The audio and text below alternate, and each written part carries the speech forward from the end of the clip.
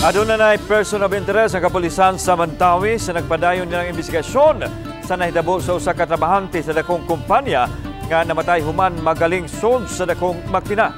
Atong i-update ang nasong kaso pinaagi sa live report ni Nico Serino. Nick.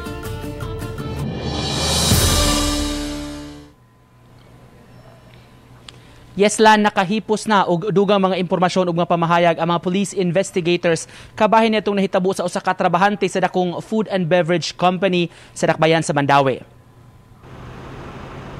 Muabot na sa napo ka mga tao ang nakuhaan og pamahayag sa investigador kabahin nitong insidente sa food and beverage company. Ang mga pamahayag gitan-aw nga makatabang aron masayran gyud ang nahitabo sa planta nga misangpot sa kamatayon ni Stephen Corilla. Niadto higayuna, duha ka semana pa nga nagtrabaho sa planta ang biktima. Matod sa Mandawi City Police, gikumpleto pa ang ebidensya ug mga dokumento alang sa final investigation report. Sa pagkakaron, may natumbok na nga person of interest. Pag-analyze karon sa sirkunstansya sa ato mga investigador, mo ni siya usa ka tawo na mo'y possibly na kanang mo'y responsable o kanang directly na mo'y hinungdan sa kamatayon sa panbiktima. Kung ma-establishar sa investigasyon, reckless imprudence resulting to homicide ang posibleng ipasaka sa kapulisan.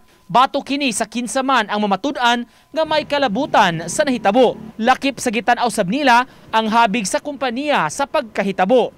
Una natong gitumbok kung kinsa to ang tao na most probable na kanang responsable sa kamatay sa biktima o ikaduha ni ana o relatedly ni ana gitanaw po nato sa atong investigador kung sa po'y negligence o pagkulang sa mong kompanya. Posibleng sa sunod semana mapasaka na sa kapulisan ang kaso bahin sa nahitabo.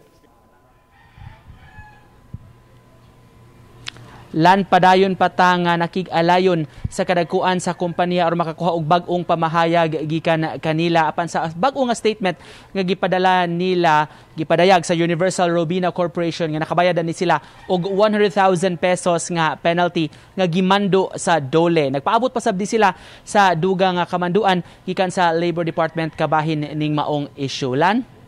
Salamat Nico Serino.